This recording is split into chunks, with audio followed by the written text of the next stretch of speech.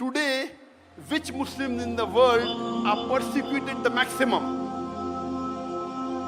Can you guess? Muslims in which part of the world are persecuted the maximum? Can you guess? From where?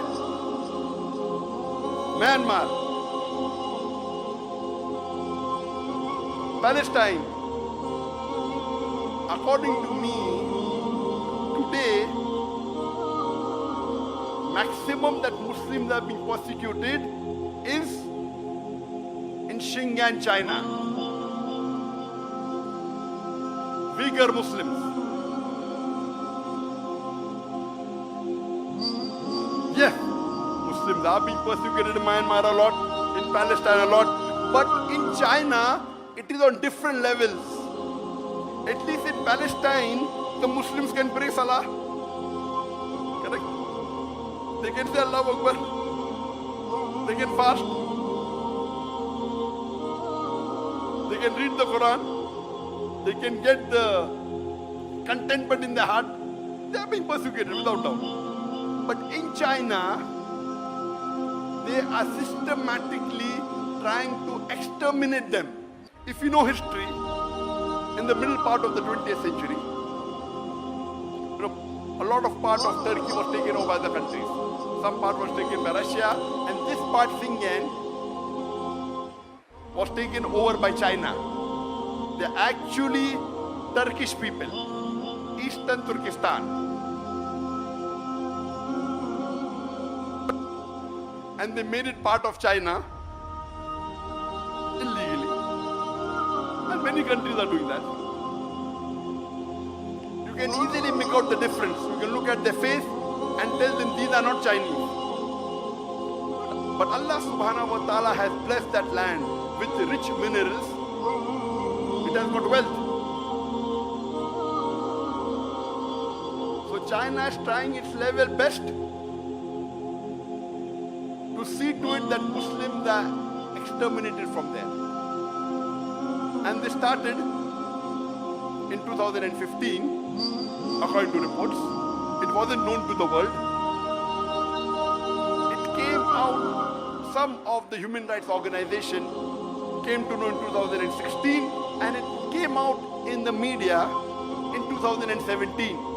It started coming out. Became more popular in 2018. What do? There are two types of Muslims in China. One is the Uyghur Muslims. The other is the Han Muslim. The Han Muslims are Chinese Muslims. They have problem, but very less compared to the Uyghur Muslims. Because the Han Muslims look like Chinese. They have problems, but compared to the Uyghur Muslims, very little. The Uyghur Muslim nowadays, most of them cannot even offer Salah.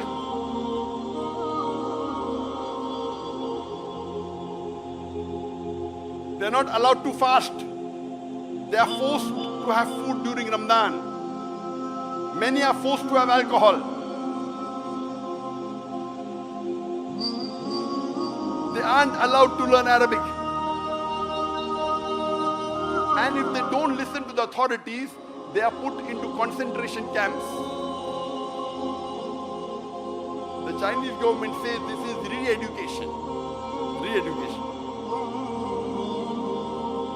Many of the Uyghur Muslims in these concentration camps, they are tortured. They are harassed. They are asked to give up their religion.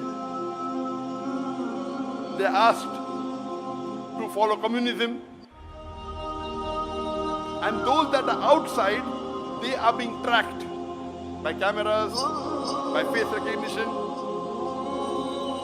And this has been leaked by the human organization. Almost all of them, they are non-Muslim organizations. So much so that 1 month before, in July, there were 22 countries that wrote a letter to UN objecting on the human rights violation against the Uyghur Muslim in China. 22 countries. There are about 195 countries in the UN. 22 countries wrote a letter to UN saying there is human rights violation in China against the Uyghur Muslims. And do you know, out of these 22 countries, there was not a single Muslim country which objected. All of them were non-Muslim country, mostly European country. Isn't it a shame? There are about 56 countries in the world, more than 25% of the countries in the world, they have majority Muslims. It were 22 non-Muslim countries who objected to the violation of human rights in UAE. And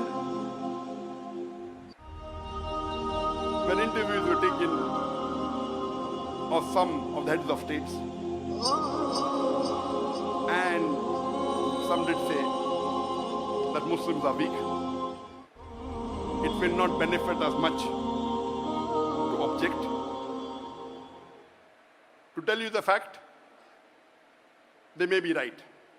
What they're doing, if you did not object and kept quiet, they may be using the rule of the Sharia, let a small loss take place to prevent a big loss.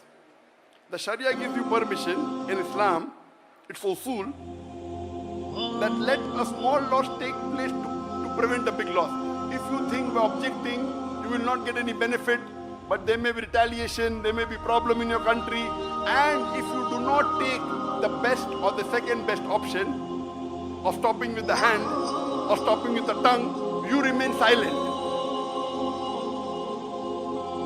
This, if the situation is like that really, that if you object there may be retaliation, and if you take the decision of keeping quiet, Sharia gives you permission. That among the 56 countries, no one had the guts. But 22 non-Muslim countries had the guts. Here the story doesn't end. The story which is really disheartening is, few days later, 37 countries give a letter to UN saying what the Chinese government is doing is correct. They are not torturing the Muslims. They are not violating human rights. They are educating them. They are doing anti-terrorism. 37 countries. Out of these 37 countries, 15 countries were Muslim countries. More than 40% of the countries which supported China, saying that what you're doing is right against the Muslims, what you're torturing them is correct, it is anti-terrorism, they were Muslims.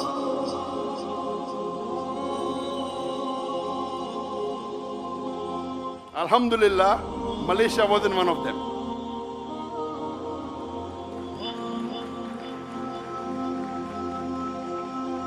I don't want to take the names of the country which gave a letter, because I want to wake up the Muslims. By Allah's grace, I meet the heads of most of these countries. Whenever I meet head of state, my job as a da'i is to convey the message of Allah. Whether they follow or not, it's in their hand. I don't want to take their names because I don't want to embarrass them. But my request to the heads of states of this country, that our beloved Prophet said, if any Muslim is in problem, it is like if one part of the body is in problem, all the rest part, all the cells go to defend it. This is the Ummah. If any Muslim, he may be in any other part of the world, he's a Muslim, he's your brother in faith, you have to support him. How can you support the enemies of Islam just for a small benefit? This is not permitted in the Sharia. Keeping quiet, accepted. We are weak, you are keeping quiet. You may be the lowest level of mu'min, but yet you are a mu'min. But supporting a kafir who is killing your Muslim brothers, and you are supporting them, what is happening to our scholars? I am not a scholar, I am a dahi. The job of a dahi is to listen from the scholar and convey it to the masses. The scholar may be very intelligent, knows Islam. The job of a dahi is to make it simple and convey it to the mass. I am not a scholar, I am a dahi. And I told this 2 days ago. And I'm telling it again. That please don't exchange. What are you doing? For a seat in this world, for power in this world, for wealth in this world, you're exchanging your seat in Jannah. And you're purchasing your seat in hellfire. You're a very bad businessman. The Jannah is the true happiness. And I gave the details in the first talk I gave in Kelantan on the 7th of August, day before yesterday. What's happening to the Muslim Ummah? We are deteriorating. There was a time when the Muslim were on top of the world. When the Quran was revealed, the Muslim were looked down upon. It was called as Yawmul Jahiliyyah, the days of the ignorance. The Arab did the tawaf around the Kaaba naked. They were Jahil people. Allah reveals the Quran and makes them the torchbearer of the world.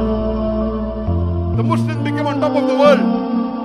Europeans called from the 8th to the 12th century dark ages. Dark for them, not for us.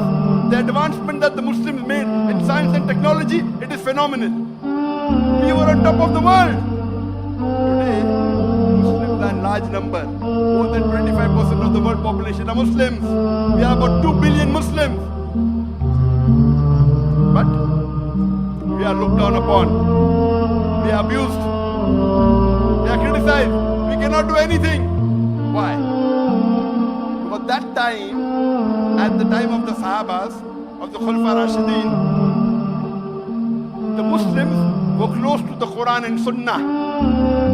Today, we are far away from the Quran and Sunnah. At that time, we didn't have riches. We were poor. But we had the deen with us. Today, the Muslims are the richest in the world. We have the black gold. But we are looked down upon. Why? Because we are away from the Quran and Sunnah. I request my Muslim brothers all over the world. This lecture is being telecast to all over the world, alhamdulillah. Through the YouTube, which has more than 1 million subscribers, through my Facebook, which has 17.3 million followers, and through Peace TV English, which has 100 million viewers, Peace TV Urdu, 80 million viewers, Peace TV Bangla, 50 million viewers, and Peace TV Chinese, Peace TV Mandarin, 20 million viewers. All put together more than 200 million viewers, at least 100 million may be watching, inshallah.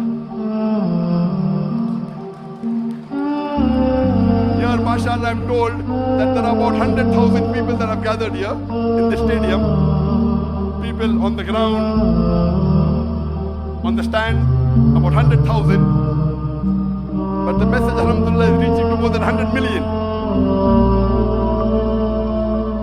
1,000 times more. My request to the brothers and sisters all over the world is please come close to the Quran and Sunnah. Do not exchange the worldly power, the worldly seat, the worldly wealth for your seat in Jannah. Please don't.